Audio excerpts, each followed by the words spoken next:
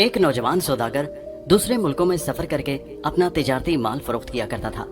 ایک مرتبہ اس کے یہاں کاشغر کے کچھ لوگ آ کر ٹھہرے، جنہوں نے اسے بتایا کہ کاشغر میں سندل سونے سے بھی زیادہ مہنگی قیمت پر فروخت ہوتا ہے۔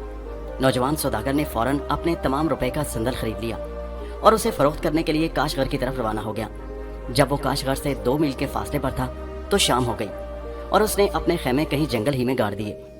ایک اور سوداگر بھی کاشغر میں سندل بیچا کرتا تھا۔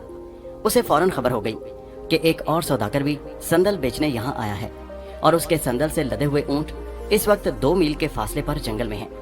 اس نے اپنے دل میں سوچا کہ اگر یہ سوداگر بھی یہاں آ کر سندل بیچنے لگا تو میرے گاہکوں میں کمی واقع ہو جائے گی، لہٰذا اسے کسی طرح یہاں سے بھگا دینا چاہیے۔ چنانچہ یہ عیار سوداگر بھی چند اونٹوں پر سندل کی لکڑیاں لاد کر اسی جنگل میں جا پہنچا جہاں نوجوان سوداگر نے اپنا خیمہ گاڑ رکھا تھا۔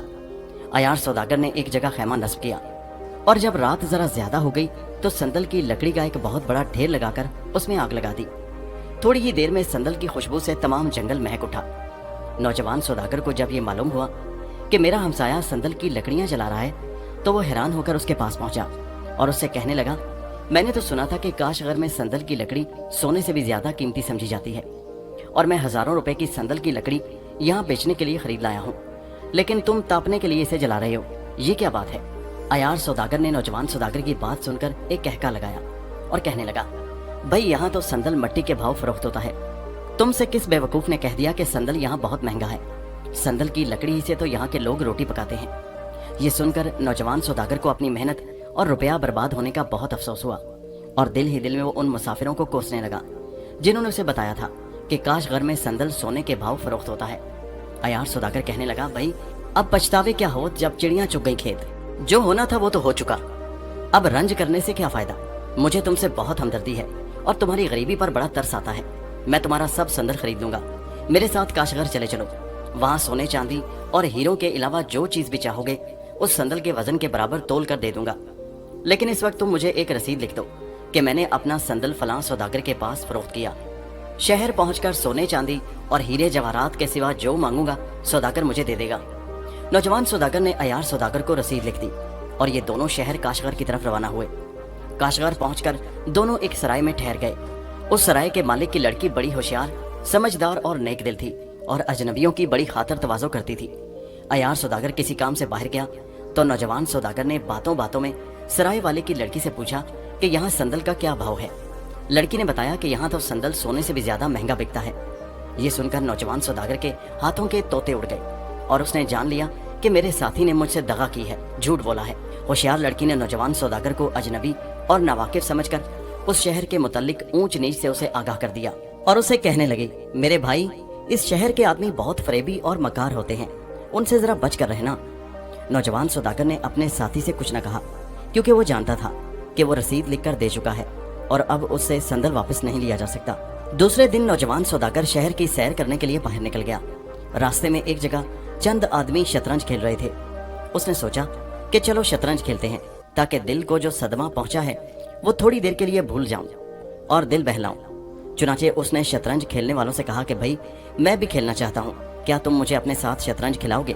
وہ لوگ کہنے لگے، ہم تو اس شرط پر شطرنج کھیلا کرتے ہیں کہ جیتنے والے ہارنے والے سے جو کچھ کہیں اسے بلا عذر وہی کچھ کرنا پڑتا ہے۔ نوجوان ان کی شرط مان گیا اور اسی شرط پر ان کے ساتھ کھیلنے پر راضی ہو گیا اور یہ سب کے سب شطرنج کھیلنے لگے۔ بدقسمتی سے تھوڑی ہی دیر میں نوجوان سوداگر کی ہار ہو گئی، اسے مات ہو گئی۔ جیتنے والے کہنے لگے، اب تم اپنی شرط پوری کرو۔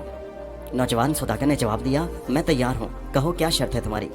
شطرنج جیتنے والا کہنے لگا، اچھا تو سمندر کا سارا پانی پی ڈالو۔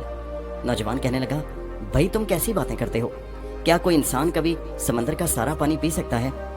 شطرنج جیتنے والے نے جواب دیا، تم عجیب آدمی ہو بھائی، تم نے شرط لگائی تھی اور اپنی زبان سے اب پھر رہے ہو۔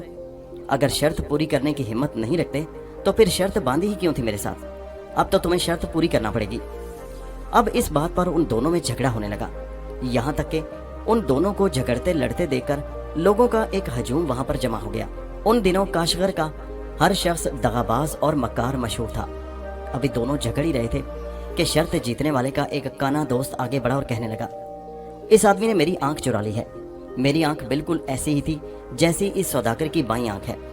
ابھی جھگڑا طے نہیں ہوا تھا کہ ایک تیسرا بدماش ہاتھ میں ایک پتھر لیے نمودار ہوا اور لوگوں سے کہنے لگا، میرے پاس اس قسم کے پتھر کا لباس تھا، میرا پتھر کا لباس بھی اسی آدمی نے چرا لیا ہے، میں اپنا لباس واپس لے کر رہوں گا۔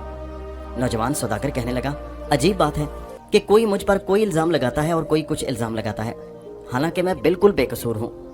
جب تمام شہر میں یہ افواہیں پھیل گئیں کہ ایک نوجوان اجنبی سوداگر کاشغر کے لوگوں کو لوٹتا پھرتا ہے، تو لوگوں نے اسے غصے میں آ کر پکڑ لیا اور اسے قاضی کی عدالت کی طرف لے چلے۔ جب وہ لوگ سوداگر کو پکڑ کر سرائے کے سامنے سے گزرے تو وہی لڑکی جس نے نوجوان سوداگر کو نصیحت کی تھی، اس لڑکی کو سوداگر پر رحم آ گیا اور اس نے لوگوں کو ضمانت دے کر اسے ان کے چنگل سے چھڑا لیا اور کہنے لگی، کل میں خود اسے قاضی صاحب کی عدالت میں پیش کروں گی۔ سب لوگ راضی ہو گئے اور انہوں نے سوداگر کو چھوڑ دیا۔ لڑکی نوجوان سوداگر کو لے کر سرائے میں واپس آئی، اسے کھانا کھلایا اور خود بھی کھایا۔ پھر کہنے لگی کہ یہاں کے بدماشوں کا دستور ہے کہ وہ شام کو ایک جگہ اکٹھے ہو کر اپنی مکاریوں اور دغا بازیوں کی داستانیں اپنے استاد کو جو نابینا ہے اسے نظر نہیں آتا، سب داستانیں اسے سناتے ہیں، اور یہ بوڑھا جو مشورہ دیتا ہے یہ اسی پر عمل کرتے ہیں، یہ اسی بوڑھے استاد کی بات مانتے ہیں۔ تم بھیس بدل کر اس اندھے کے مکان میں چلے جاؤ اور ان لوگوں کی باتیں غور سے سنو، شاید تمہاری مشکل کا کوئی حل نکل آئے۔ چنانچہ شام کو نوجوان سوداگر بدماشوں کا بھیس بدل کر اس اندھے کے مکان پر جا پہنچا اور ایک جگہ بیٹھ کر ان لوگوں کی باتیں بڑے توجہ سے سننے لگا۔ سب سے پہلے کاشغری صندل فروش نے اس نابینا کو اپنی کہانی سنانی شروع کی۔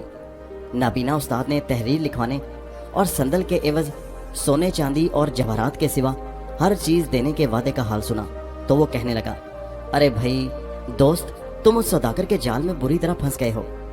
فرض کرو کہ وہ صندل کے وزن کے برابر تم سے پسو مانگے جو بہت ہی ہلکا کیڑا ہے اور جس کا چھٹانک بھر بھی حاصل کرنا ناممکن ہے، تو تم کیا کرو گے؟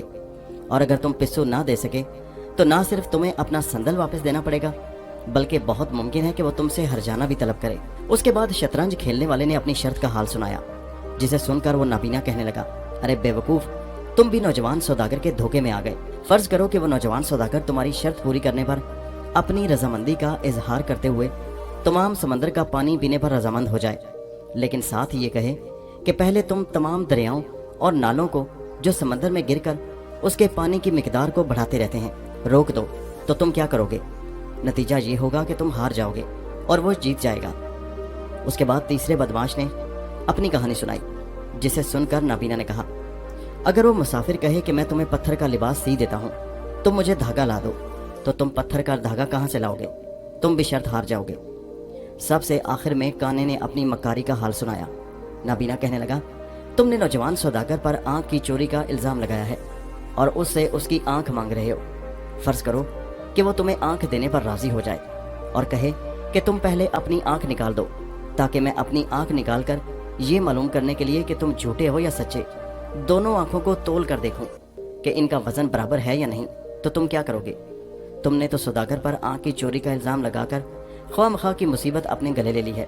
اپنے استاد کی باتیں سننے کے بعد سب دغا باز کہنے لگے، لیکن استاد صاحب، وہ نوجوان سوداگر اتنا ہوشیار معلوم نہیں ہوتا کہ ہماری ہر باتوں کے ایسے معقول جواب دے سکے، اس لیے کل ہم سب قاضی کی عدالت میں اس پر دعویٰ دائر کریں گے، شاید اس طرح ہمیں اس سے کچھ روپیہ مل جائے۔ یہ سن کر استاد نے ان کو دعویٰ دائر کرنے کی اجازت دے دی۔ نوجوان سوداگر بھی چپکے سے وہاں سے کھسک لیا۔ سرائے میں آ کر اس نے سرائے والی لڑکی کو تمام حال کہہ سنایا۔ وہ بہت خوش ہوئی، چونکہ رات کافی ہو چکی تھی، اس لیے نوجوان سوداگر تمام فکروں سے نجات پانے کے بعد چین کی نیند سو گیا۔ دوسرے دن بدماشوں نے نوجوان سوداگر کے خلاف قاضی کی عدالت میں دعویٰ دائر کر دیا۔ نوجوان سوداگر نے ان کی ہر بات کا وہی جواب دیا جو وہ بوڑھے نابینا سے سن چکا تھا۔ بدماش لاجواب ہو کر مقدمہ ہار گئے۔ قاضی نے ہر بدماش سے نوجوان کو بہت سے ہرجانے کا روپیہ بھی دلوایا اور مکار صندل فروش سے نوجوان سوداگر کا تمام صندل بھی واپس دلوا دیا۔ نوجوان سوداگر صندل اور بہت سا روپیہ لے کر سرائے میں آیا۔ سرائے والی لڑکی نے جب اس کی کامیابی کا حال سنا تو بہت خوش ہوئی، چونکہ لڑکی بہت نیک دل اور خوبصورت تھی اور اسی نے نوجوان سوداگر کی مدد کی تھی، اسی لیے نوجوان سوداگر نے اسے شادی کر لی اور وہ دونوں امیر کبیر ہو کر ہنسی خوشی زندگی کے دن گزارنے لگے۔